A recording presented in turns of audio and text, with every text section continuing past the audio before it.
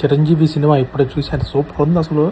First part నుంచి, first scene నుంచి అసలు నిజం చెప్పాలంటే Chiranjeevi frame to frame every scene చింపేశాడు. ఇప్పటిదాకా నేను చూసిన సినిమాల్లో ఈ రీసెంట్గా చిరంజీవి సినిమాల్లో ది బెస్ట్ సినిమా అని చెప్పొచ్చు. అనిల్ రావిపూడి సినిమాల్లో ది బెస్ట్ అని చెప్పొచ్చు. ఎందుకంటే డైరెక్షన్ అదిరిపోయింది, కాస్టింగ్ అదిరిపోయింది, అందరూ ఎవరి కాళ్ళు క్యారెక్టర్స్కి అందరూ న్యాయం చేశారు. అందరూ ఫైట్స్ కూడా బాగున్నాయి, సూపర్ రియాలిటీగా ఉన్నాయి.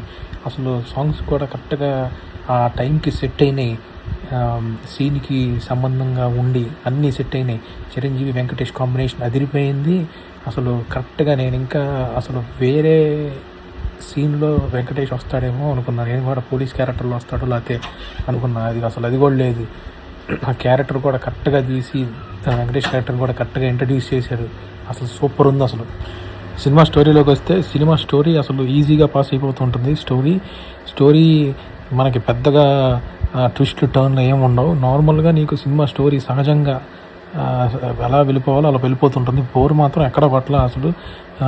మనకి కామెడీ సీరియస్నెస్, మనకి సెంటిమెంట్, ఫైట్స్ ఏం కావాలంటే అన్నీ ఈ సినిమాలో ఉన్నాయి. నేనైతే కామెడీకి ఏమా నవ్వుకున్నాను. అసలు చిన్న పిల్లోడు క్యారెక్టర్ ఉంటుంది, అసలు సూపర్ చేస్తాడు వాడు కామెడీ కూడా.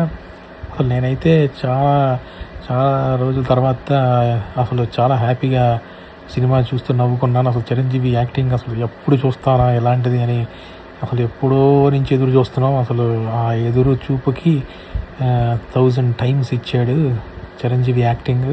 వెంకటేష్ కాంబినేషన్ కూడా అసలు నిజంగా చెప్పాలంటే ది బెస్ట్ మూవీ ఇప్పటిదాకా చూసిన వాటిల్లో.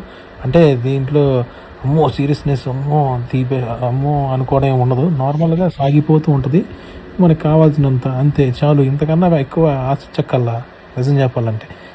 ది బెస్ట్ వర్క్అవుట్ చేశారు అందరూ. అనిల్ రావిపూడి కంగ్రాట్స్, చిరంజీవి గారి కంగ్రాట్స్. తీశారు అంతే, మామూలు లేదు సినిమా, పంపర్.